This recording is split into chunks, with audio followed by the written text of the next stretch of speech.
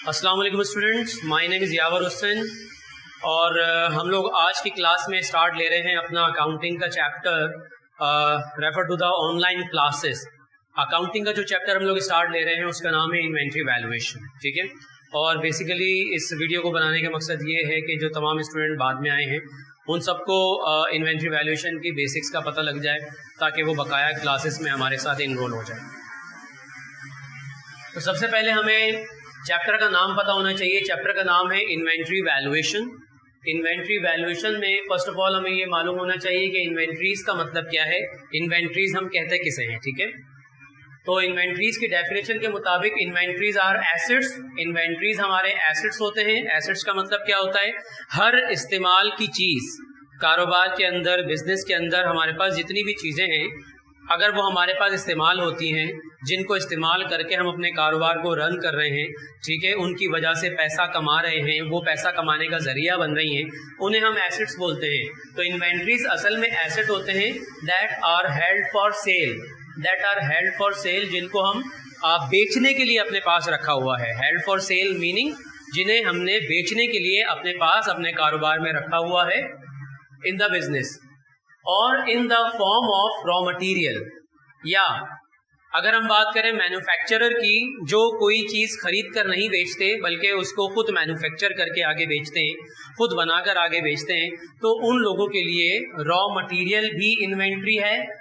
Raw material का मतलब क्या है यहाँ पर कि अगर हमारा काम डेस्क बनाना है, फर्नीचर बनाना है, तो फर्नीचर को बनाने के लिए, डेस्क को बनाने के लिए हम बाजार से, मार्केट से लकड़ी लेकर आएंगे, लोहा लेकर आएंगे। तो लकड़ी लेकर आना, लकड़ी रखी हुई है, लोहा रखा हुआ है, तो उसको हम क्या कहेंगे, रॉ मटेरियल, और वो हमारा एसेट है। लेकिन साथ ही साथ वो हमारी किस कैटेगरी में आ रहा है, इन्वेंट्री, ठीक है, उसको हम इन्वेंट्री कहेंगे।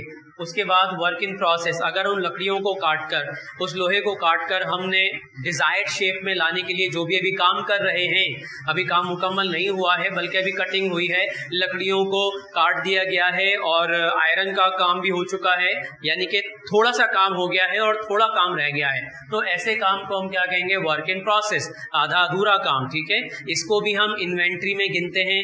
एक तो रॉ मटेरियल भी हमारी इन्वेंट्री है और जो भी काम चल रहा है, प्रोसेस में है, वो भी हमारी इन्वेंट्री है।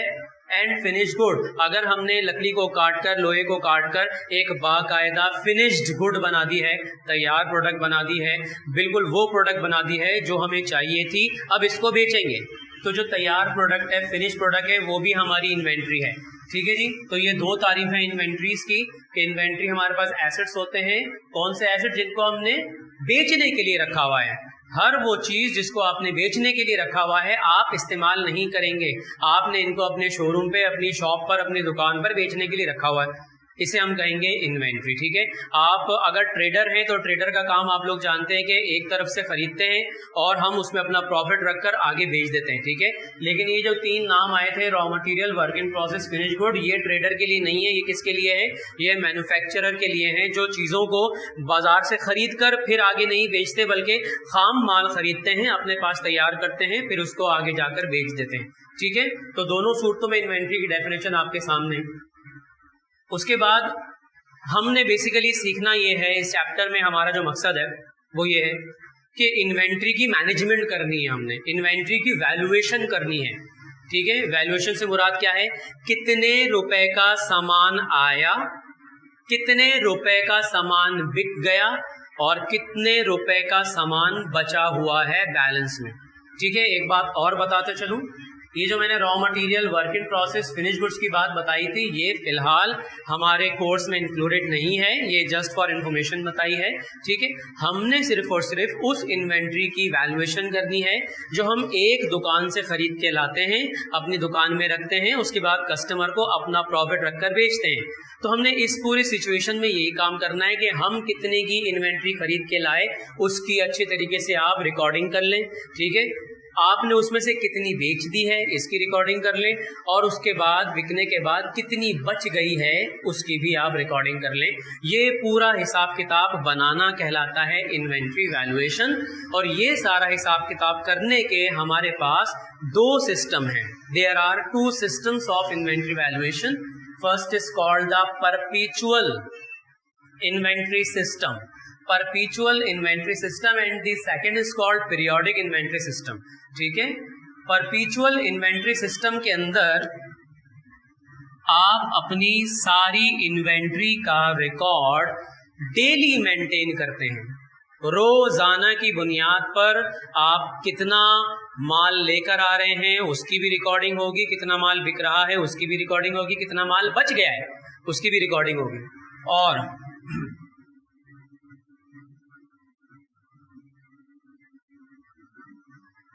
पीरियोडिक इन्वेंट्री सिस्टम का मतलब ये होता है कि आप पीरियड के एंड पर अपनी इन्वेंट्री की वैल्यूएशन करेंगे।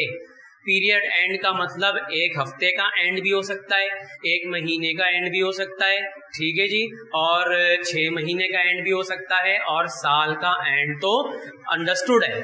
यानी कि अगर डेली हिसाब किताब इन्वेंट्री का बना रहे हैं then you are using the perpetual system.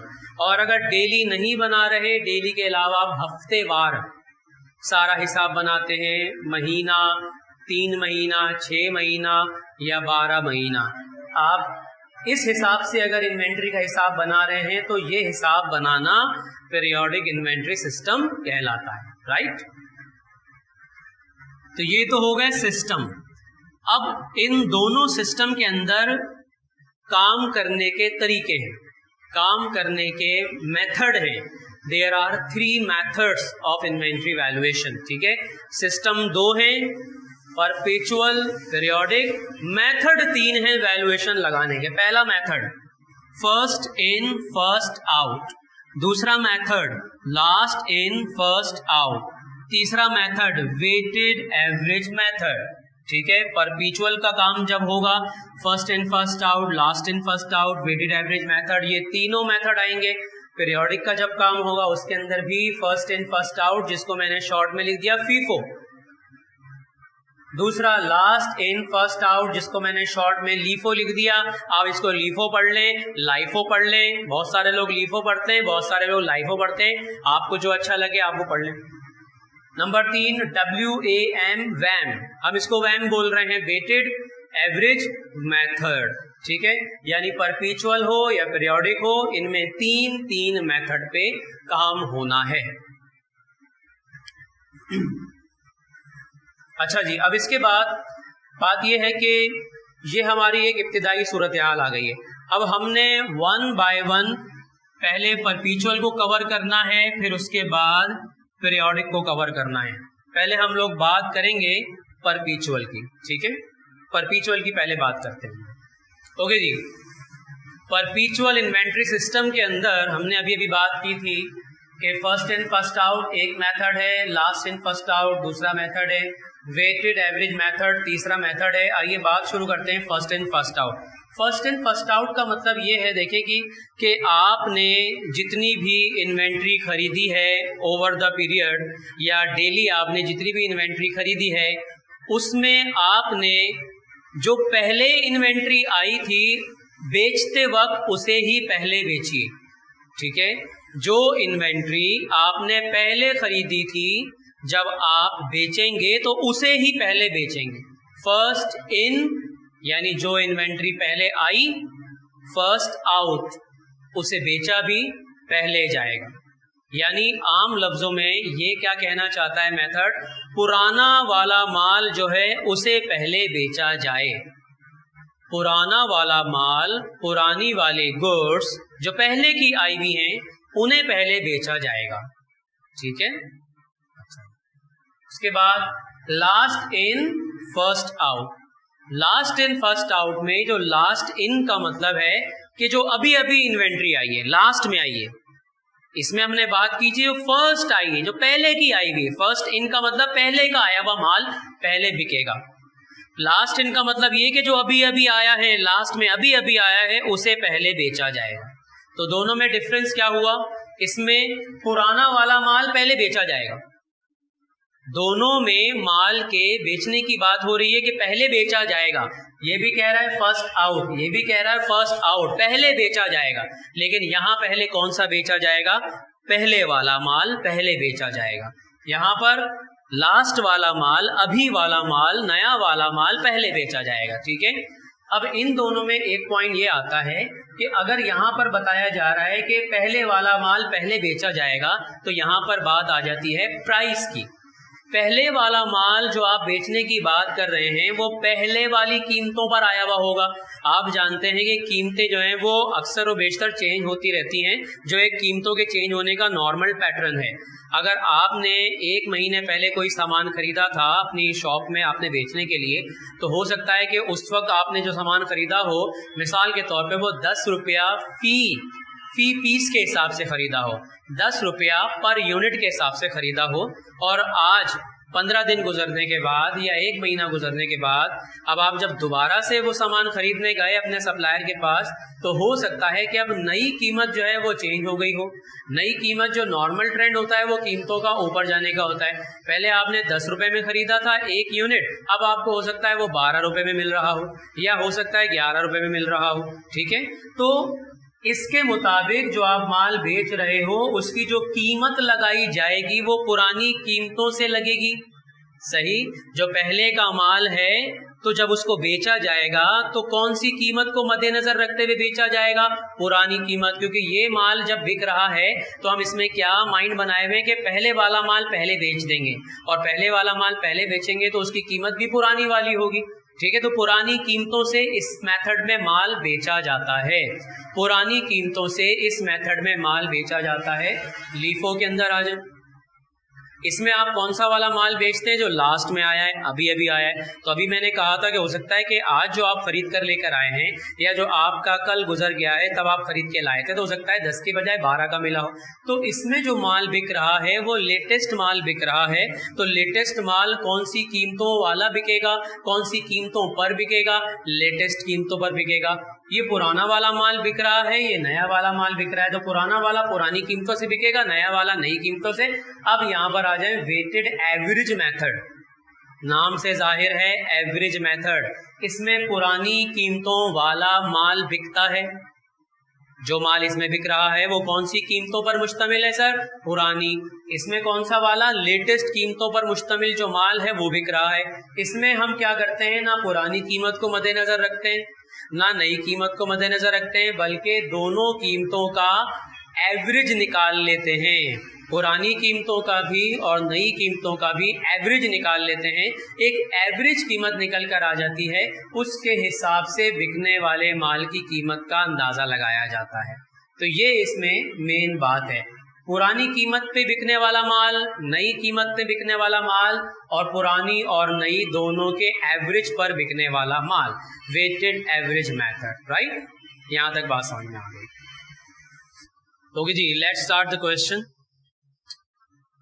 हमारे नोट्स के क्वेश्चन नंबर 1 में पेज नंबर 12 पे जो है उस क्वेश्चन को हम यहाँ सॉल्व करेंगे। उस क्वेश्चन के अंदर एक जो हमें सवाल दिया हुआ है वो है फाइन इलेक्ट्रॉनिक्स के हवाले से, और फाइन इलेक्ट्रॉनिक का जो पूरी डीलिंग दी हुई है कि उन्होंने कितनी कितनी इन्वेंट्री कब परचेज की और कब उन्होंने सेल की, और हमसे जो रिक्वायरमेंट में कहा गया है वो परपीचुअल सिस्टम में फीफो मेथड में इन्वेंट्री का कार्ड बनाने के लिए कहा गया है। इन्वेंट्री का कार्ड बनाने के लिए कहा गया है। मैं एक मेन बात आपको बता दूं कि जब भी हमारे क्वेश्चन में इन्वेंट्री का कार्ड बनाने का कहा जाएगा, इसका मतलब लाजमी यही है कि वो हमसे क्वेश्चन परपीचुअल सिस्टम का ही पूछ रहे हैं, क्योंकि जो ये इन्वेंट्री कार्ड बनता है, जिसे हम कभी कभी लेजर कार्ड भी कहते हैं, स्टोर लेजर कार्ड भी कहते हैं, ये कई नाम है इसके, तो कार्ड सिर्फ और सिर्फ बनता है परपीचुअल सिस्टम में। ठीक है, सिस्टम है परपीचुअल, मेथड है फीफो। एक कार्ड बनाया जाएगा फीफो से, फिर उसके बाद बनाया जाएगा लीफो से, फिर उसके बाद बनाया जाएगा वेटेड एवरेज मेथड से। राइट, तो पहले हम बात करते हैं कि हमने इलेक्ट्रॉनिक्स, फाइन इलेक्ट्रॉनिक्स के नाम की हेडिंग डाल दी। कौन से सिस्टम का कार्ड बन रहा है, कौन से मेथड पे बन रहा है, फर्स्ट इन फर्स्ट आउट, जो माल पहले आएगा वो पहले बिकेगा, और मंथ ऑफ जनवरी 2012। ठीक है जी, कार्ड के फॉर्मेट पर आ जाए तो सबसे पहले यहाँ पर हमें तारीख मेंशन करनी होगी, ये लाजमी है।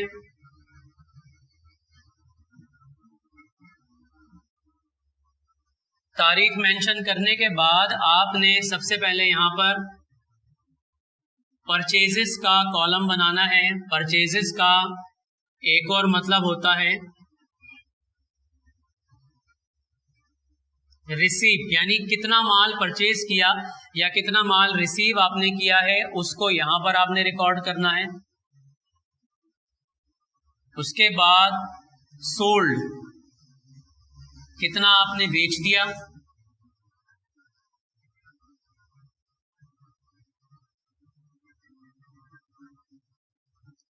परचेजेस के बाद कितना आपने बेच दिया, उसका कॉलम आ गया।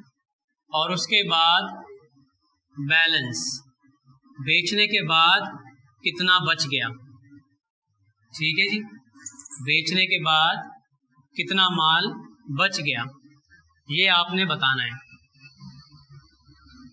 लेकिन इनमें सबसे अहम चीज ये है कि परचेज करके लाई हुई क्वांटिटी आपको बतानी पड़ेगी और एक पीस का रेट बताना पड़ेगा और टोटल माल कितने का पड़ा उसका अमाउंट बताना पड़ेगा।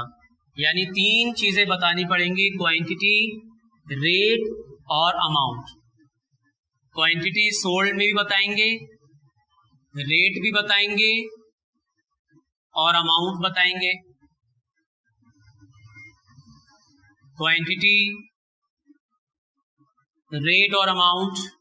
ऐसी बैलेंस में भी आप क्वांटिटी, रेट और अमाउंट। तो ये है पूरा हमारा फॉर्मेट। ओके जी, क्वेश्चन में लिखा है, आपके सामने होगा question. The fine electronics company uses perpetual inventory system. इन्होंने खुद ही बता दिया परपेचुअल इन्वेंट्री सिस्टम इस्तेमाल करते हैं टू अकाउंट फॉर, हिसाब किताब लगाने के लिए, एक्विजिशन, एक्विजिशन का मतलब purchases, and sale of inventory और बेचना। The company has made the following purchases and sales during the month of January 2012। 1 जनवरी से लेके 29 जनवरी तक की ट्रांजैक्शन है। सबसे पहले कहते हैं inventory at the beginning of the month, महीने के स्टार्ट पे इन्वेंट्री है 24 unit eight the rate of 1000 per unit. ठीक है जी, आपको सबसे पहले तारीख लिखनी है जी 1 जनवरी। 1 जनवरी बताया जा रहा है। अब आप ये फैसला कर लें क्या ये परचेज है या सेल है या बैलेंस है। क्या ये आपसे बोला जा रहा है कि परचेज किया है हमने, क्या ये बोल रहे सेल किया है या बैलेंस बताया जा रहा है आपको। आपको यकीनन ये पहली तारीख का बैलेंस बताया जा रहा है। तो पहली तारीख का बैलेंस है तो मैं बैलेंस के कॉलम में लिखूंगा क्वांटिटी बताई गई है 24, रेट बताया गया है 1000। तो आप जरा इनको मल्टीप्लाई करवा लें तो अमाउंट कितना बन जाएगा 24,000। ठीक है, 24,000, 24 क्वांटिटी, रेट 1000 का 24,000 मल्टीप्लाई, यानी क्वांटिटी को जब आप रेट से मल्टीप्लाई कराएंगे तो इज इक्वल टू किसके आएगा, अमाउंट के आएगा। ठीक है, जब आप बैलेंस को लिख दें, हमेशा बैलेंस को लिखने के बाद आपने एक अंडरलाइन लगानी है जो इस बात का जो है वो सबूत है कि पहली तारीख का हिसाब हो गया। उसके बाद 4 तारीख, सेल 16 यूनिट, 16 यूनिट को बेचा गया है। ठीक है, अब एक बात और ध्यान में रखिए, 16 यूनिट को बेचा गया है। आपका काम ये नहीं है कि 16 यूनिट कितने में बेचे हमने 16 यूनिट कस्टमर को दिए, उनसे कितने पैसे लिए, ये हमारा काम नहीं है। हमारा काम यहाँ कार्ड में कॉस्टिंग करना है, कीमत की बात करना है।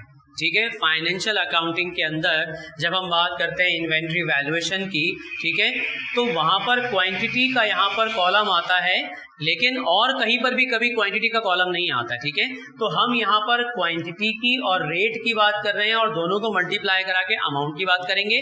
और स्पेशली कार्ड के अंदर जो ये सोल्ड का कॉलम है, यहाँ पर बेसिकली हम कॉस्ट ऑफ गुड्स सोल्ड निकालना चाहते हैं कि जो माल बेचा है वो हमने कितने का खरीदा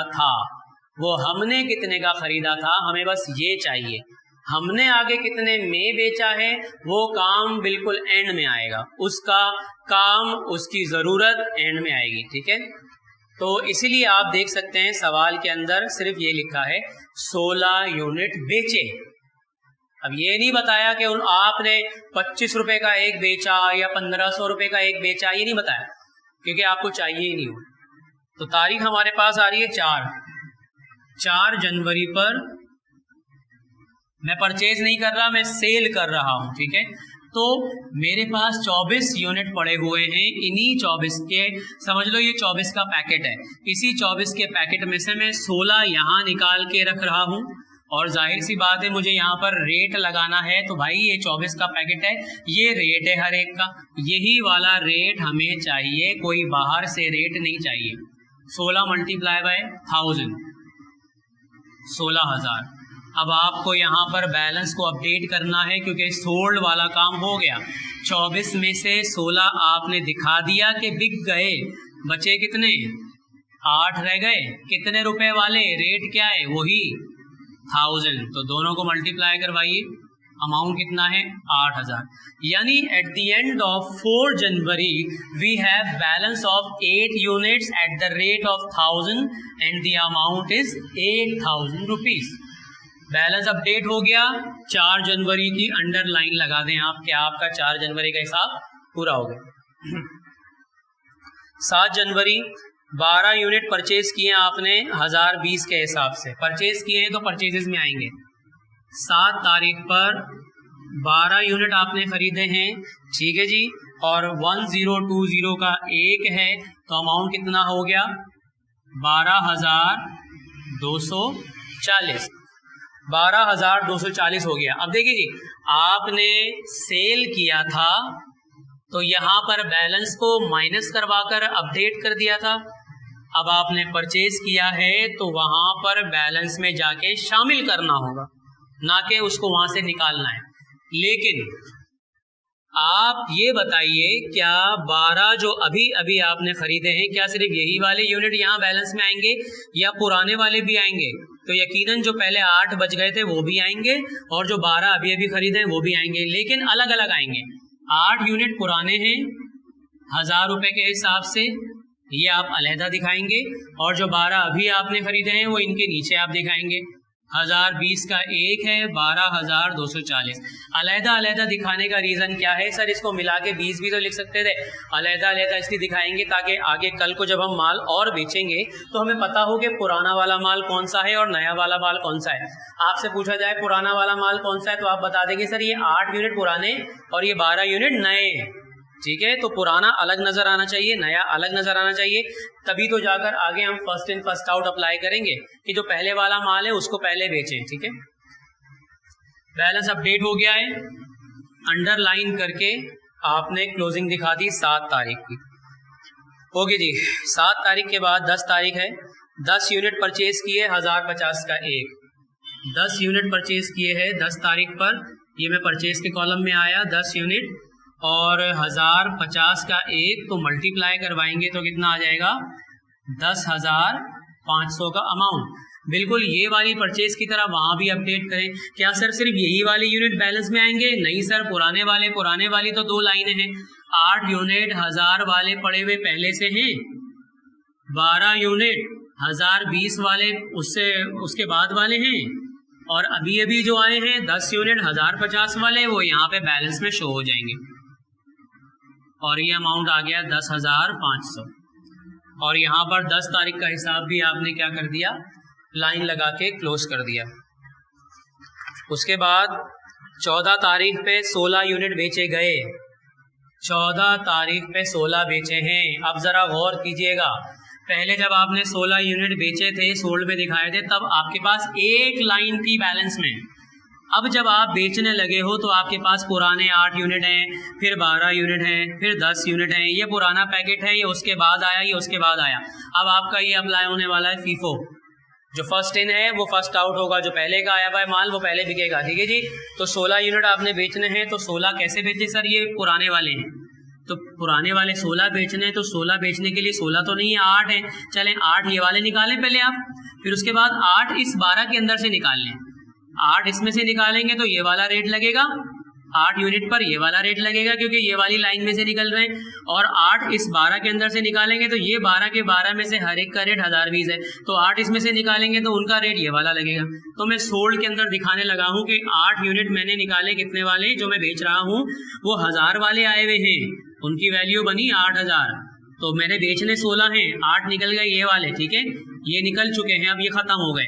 इन 12 में से भी 8 निकाल लें आप, 8 निकाले 1020 का रेट लगेगा, इसका याद रहे, ठीक है जी। अब आप इनको जरा मल्टीप्लाई करवा लें, 8 मल्टीप्लाई बाय 1020, 8160।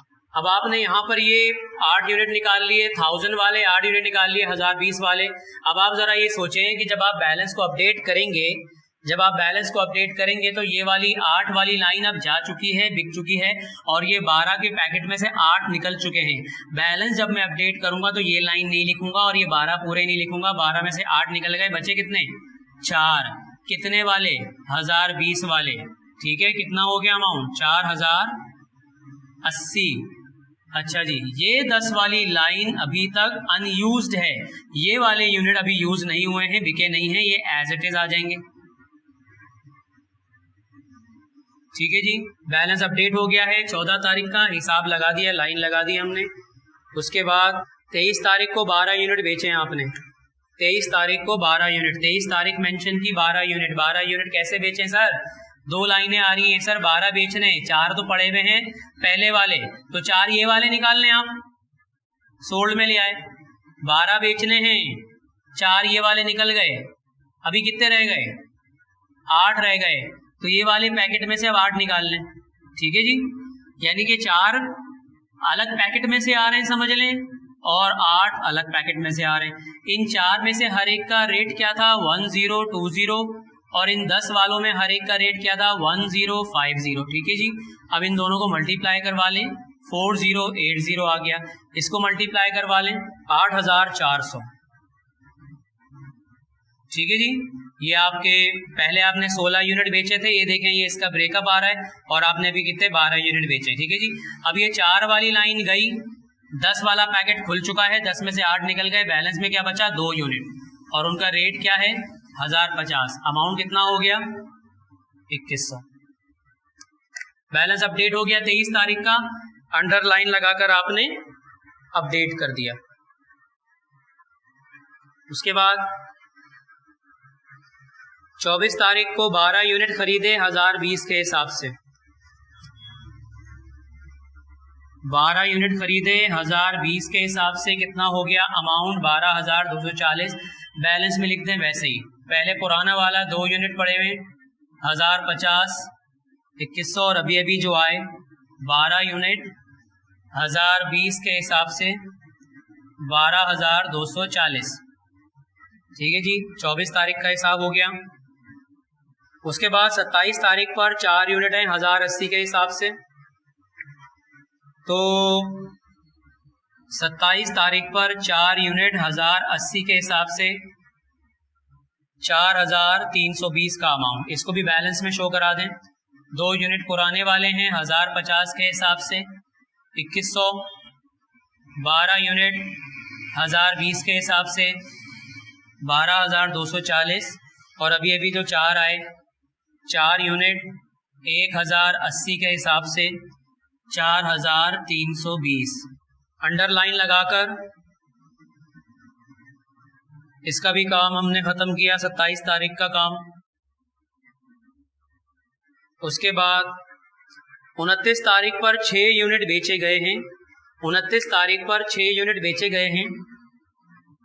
तो अब आप ये सोचिए, फर्स्ट इन फर्स्ट आउट है, तो आपको पहले पुराना वाला माल 2 यूनिट 12 यूनिट 4 यूनिट ये नए वाले हैं, ठीक है, और ये उससे पुराना और ये सबसे पुराना, तो पहले यहाँ से बेचना शुरू करेंगे ना।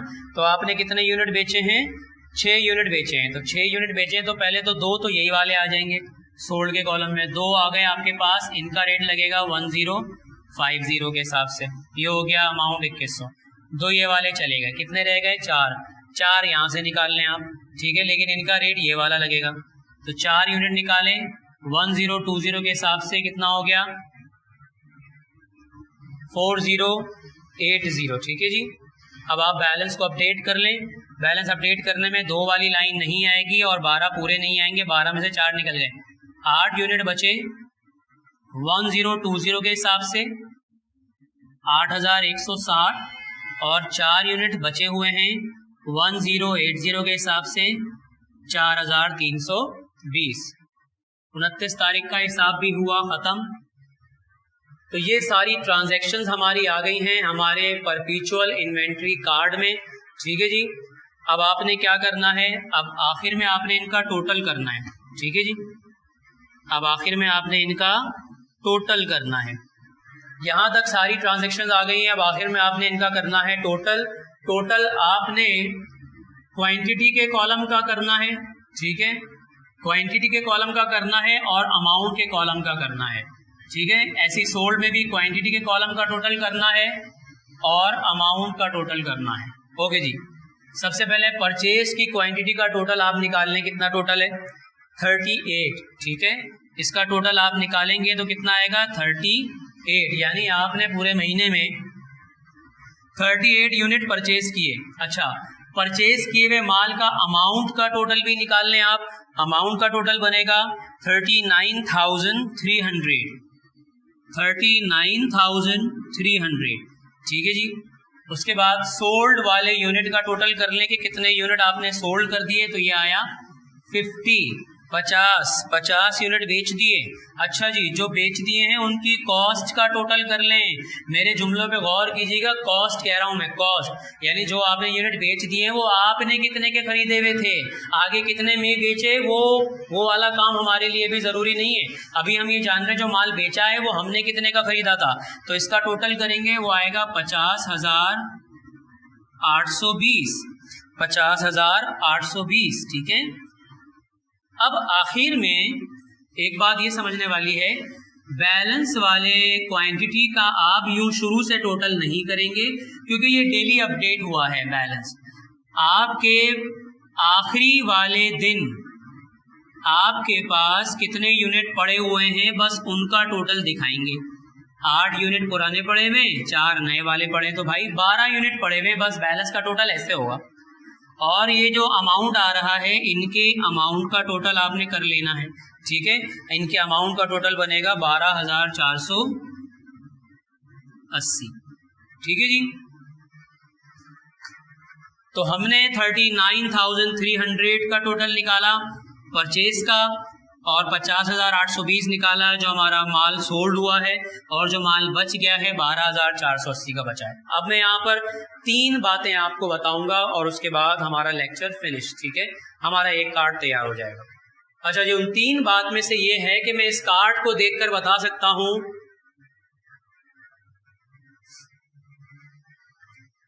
कॉस्ट ऑफ परचेजेस, पहली बात। दूसरी बात कॉस्ट ऑफ गुड्स सोल्ड बता सकता हूं मैं, और तीसरी बात कॉस्ट ऑफ इन्वेंट्री एंडिंग। ये 3 बातें मैं इस कार्ड के तीनों टोटल को लेकर बता सकता हूं। ये है हमारी कॉस्ट ऑफ परचेज। ठीक है, हमने पूरे महीने में 39,300 रुपीज की इन्वेंट्री परचेज की थी और हमने 50,820 की इन्वेंट्री बेच दी है। ठीक है, अब कोई शख्स ये सोच सकता है कि सर आपने इन्वेंट्री खरीदी है 39,300 की, माल इतने का आया था लेकिन माल जो बेचा है वो तो ज्यादा बेच दिया, ऐसा कैसे हो गया सर? इसका जवाब ये बेटा कि हमारे पास, याद करें, 1 जनवरी पर कुछ पुराना माल भी पड़ा हुआ था 24,000 का। हमने जब बेचा तो पहले उसे ही बेचा ना, ठीक है, इसलिए हम ज्यादा बेच पाए। उसके बाद ये जो आखिर में हमने टोटल निकाला लास्ट डे का 12,480, इसे हम कहते हैं कॉस्ट ऑफ इन्वेंट्री एंडिंग। के एंड पे जितना माल बचा हुआ है उसकी क्या कीमत है, वो है 12,480। यही हमारा काम होता है परपेचुअल इन्वेंट्री के कार्ड में। ये 3 चीजें बतानी आनी चाहिए। एग्जामिनर के लिए कॉस्ट ऑफ गुड्स सोल्ड ज्यादा फेवरेट है, कॉस्ट ऑफ इन्वेंट्री एंडिंग ज्यादा फेवरेट है, राइट। तो इंशाल्लाह नेक्स्ट लेक्चर में आपसे मुलाकात होगी। ये एक कंप्लीट लेक्चर होगी आपका परपेचुअल इन्वेंट्री कार्ड का फीफो के साथ। फिर हम बात करेंगे लीफो पे, फिर हम बात करेंगे वेटेड एवरेज पे, ठीक है। इंशाल्लाह फिर नेक्स्ट लेक्चर में मुलाकात होगी। टिल देन अल्लाह हाफिज।